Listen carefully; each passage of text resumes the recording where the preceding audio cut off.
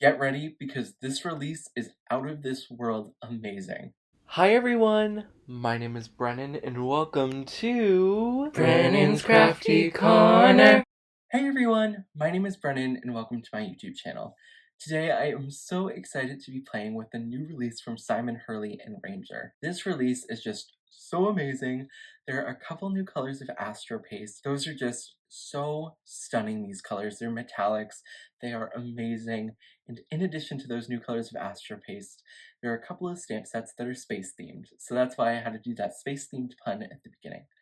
Also, just a quick note, these products were sent to me free of charge ahead of time, just so I could play with them and make content with them, but that does not sway my opinion in any way. I have been a huge fan of Simon Hurley's pastes since the very beginning. I have the original jars that have a little misprint on the side of them, so I've loved them, and I really love the Astro paste, so it's been so fun to play with them.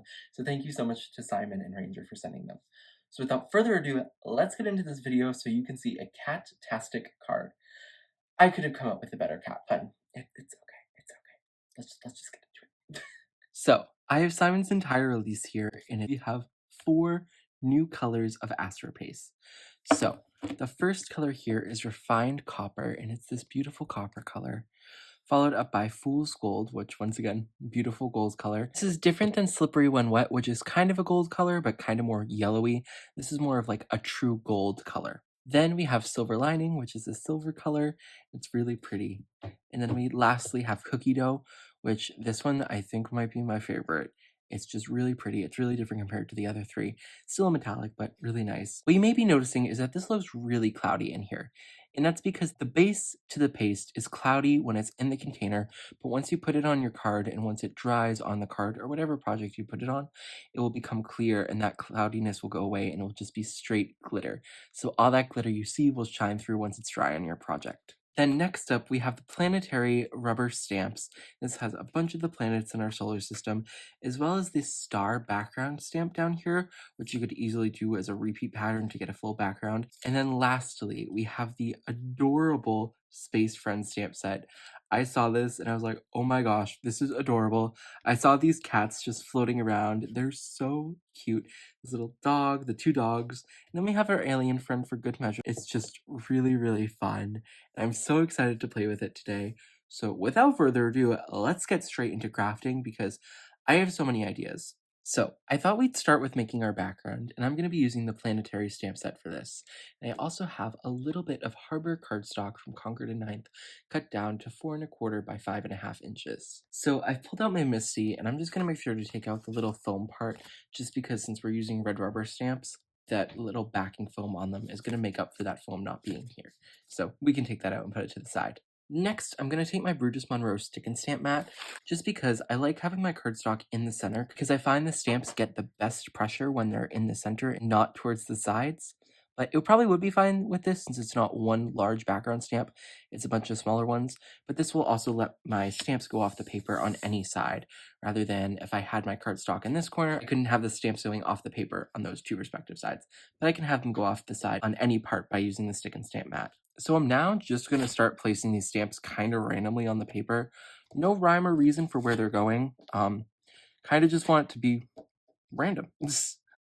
Toss.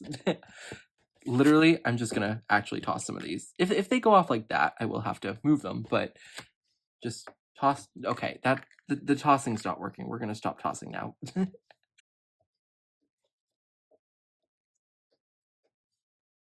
I'm also going to have the center of this kind of covered, so I want to make sure I at least have all the edges covered. If the middle isn't covered perfectly, that's okay for me. I'm going to go in with some of Simon Hurley's Clear Skies ink.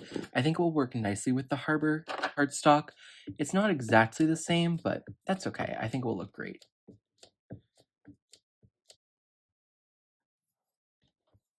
And let's reveal, and that looks amazing. Just look at the detail on these stamps, and that's all from the little dots on them that give it almost like a shading effect, and they just look so realistic and so amazing. So we can just peel this background off of our stick and stamp mat, and then I'm going to put all of the stamps back onto their acetate sheet. But let's just get a quick close-up of this background. I feel like that Clear Skies ink was the right move. Our background is done, and now I'm going to move on to the focal point of our card. So I have an oval here that I've cut out with a Spellbinder's oval die, and I've cut it out of that same Harbor color cardstock from Conquer the Ninth. So now I'm going to take that Clear Skies ink once more, and I'm going to blend it around the edges of this oval. I'm just going to do a light fade in. It's not going to be anything too crazy. I just want to add a little bit of dimension to our oval. As you can see, it's nothing crazy.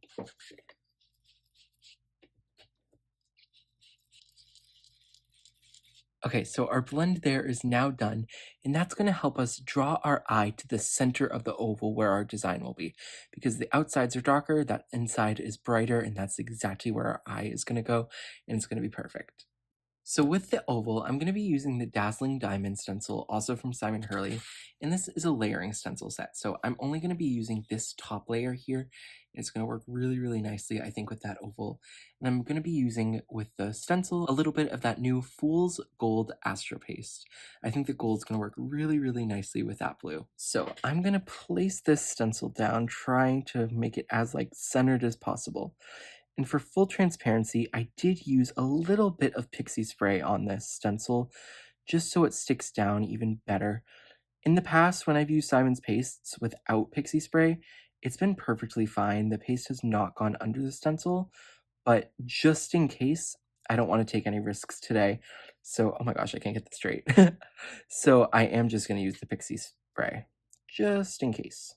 Okay, so I have my oval aligned pretty well with my stencil, I think. So I'm just going to go in with a little bit of mint tape from scrapbook.com, and I clearly need to order a little bit more of that because we're running low. And I'm just going to tape down the sides of this oval as well, just to ensure it stays in place. I think the pixie spray could probably hold it in place, but you know what? I'm not taking any risks today. No, thank you. And there we go. So I think we can start adding our paste. So I have that Fool's Gold Astro paste, and now I'm just going to firstly open it so I can use it. I'm just going to scoop a pretty liberal amount and put it onto my oval. The reason I'm doing so much is because I can just put it back in the jar if there's any excess left. I'm not worried about there being excess because it will just go back in the jar. So now I'm going to take my Simon Hurley scraper tool, and I'm just going to scrape this down. And look at that. And I also know Simon's mentioned this before, but I want to mention it too, just in case you're new to using pastes or maybe you're getting frustrated. You don't want to just scrape it like this, because you'll notice there are parts over here that aren't covered. You have a bunch of paste left on that scraper tool, so you normally scrape like this. You want to then go almost parallel to your cardstock or whatever you're applying the paste to get that paste that's still on your scraper tool down. That way you can fill in all those areas, and as you can see, that part that didn't have any paste there is now gone. So I can just scrape any excess off now. There's a little bit actually at the bottom that wasn't covered. And now I can just take all this extra, pick it right back up with that palette knife, and put it back in the container for me to use on a future project. So now I'm going to peel this stencil back and then run everything to the sink really quickly, because what I will say is this might take a little bit to dry, but it will dry very, very quickly on all your tools and stencils. So dip it in a pot of water that you can keep next to your craft desk, or since the bathroom is right next to my craft room, I'm going to go run this over there. I've washed off my stencil and my tools, and I cleaned up my glass mat. This paste, despite it being glitter, actually cleans up pretty easily. It had begun to dry on my glass mat, so I just hit it with a little bit of water and wiped it up with a paper towel. No issue at all. It really doesn't make that much of a mess, and once this is dry, it stays in place. It does not come off on your hands, which is great because glitter is my arch nemesis. It is hidden away in my craft room, the glitter that I do have, except for Simon's paste, because I do use those. I'm also a little bit impatient here, and since I'm filming a video and don't want to be sitting here for 20 minutes twiddling my thumbs, I'm going to hit it with a heat gun to help dry it quicker. So after hitting that with that heat gun, this paste is virtually dry, and just look at that shine. Just look at it. It looks so amazing. I just love this paste so much. And the fact is, just look at my finger. There's no glitter on there. And then there's still no glitter on that finger. There's glitter on my pinky from cleaning it all up, but there's no glitter on my pointer finger from rubbing it on here. It stays in place, which is just so amazing because your recipient's not going to get glitter all over their hand. You might get a little on your hand for making it, but they're not going to get it when they get the card, and that's the important part. I just love this so much. So our background and the oval are now done, and I was originally going to place it like this, but I placed it like this, horizontally instead of vertically, and I kind of fell in love with this placement. Like, I don't know, I'm just feeling this more than I was feeling with it vertically. So let me know what you think down below if I should do it vertically or horizontally, but I want this to be a little bit different because I would 99.999% of the time do it like this. But I just feel like today, I feel like shaking it up and doing it like this. I don't know why, but I'm really, really loving the look of it like this. So I think this is how I'm going to do it. But now we need to start focusing on this huge stamp set. I can't even get it all in my camera. But I think I'm going to be using the cats for this, so let me pull those out. Okay, so I have the 4 cat stamps here in my Misty, and I'm just going to stamp them all out. But I am actually not going to color these. I'm just going to leave them black and white. I think they're going to look really cool like that, and I feel like these really don't need to be colored, honestly. You could color them, and on a different card, I totally probably would color them, but I feel like with that gold, I don't want to take away from that, so leaving them as like black and white is going to really highlight that gold, I think. So I have these all stamped out, so I have these all stamped out, and I'm going to go in with the coordinating dies. You'll have the nice packaging. I just have the prototype packaging. But I'm going to fish out the coordinating dies for these 4 stamps and cut them out. I have all the cats cut out, and I'm not sure what I want to do with them yet.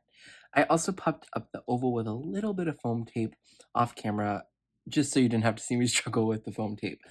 So I want to do 3 of them just because the odd numbers, like your eye loves them for whatever reason.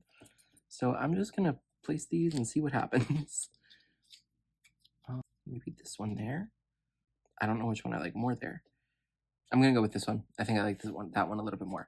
So I'm going to now glue these down, and for this one and this one, I'm going to add a little bit of foam tape to the back of them just so they don't get like saggy, because if I don't add foam tape there, that's just not going to be that great right there. Okay, I changed my mind and I added all 4. Let me tell you why. I'm going to add the sentiment. I'm going to stamp it the same way, black ink, white border. Great. But I realized if I'm stamping the sentiment and it's going to look similar to the cats, then it will be 4 because it would be 3 cats in the sentiment, so that's 4. So if I do 4 cats plus the sentiment, that's 5. There's our odd number, and I get to use all the cats. So I think we just win there. And then I'm going to use the I love you to the moon back because I just really like that sentiment. Okay, so I've cut out the sentiment and I have a little bit of foam hexagons on the back. So I'm just going to center this. It's going to go over the cat's paw there. It's okay. Okay, and there we go. There is our almost finished card. I just have to glue it down to a card base, but it's close enough. I really like this. It's actually really, really different for me because I would almost always color these and I normally would just do a lot of different stuff. But I really like how this came out. It's really, really fun. Look at that shine on that. Just so amazing. Okay, I have to ask, what do you think about the oval? It might cause controversy. I really liked it horizontally. Some of you might have wanted it vertically. Some of you may have been screaming at your phone or your computer, do it vertically. No, it's fine. If you want it that way, I'm sorry that I didn't go that way. But thank you all so much for watching, and I really hope you enjoyed this video. If you want to buy any of Simon's new products, I will link them down below in the description box. Have an amazing rest of your day, and thank you guys so much for watching. Bye everyone, and happy crafting!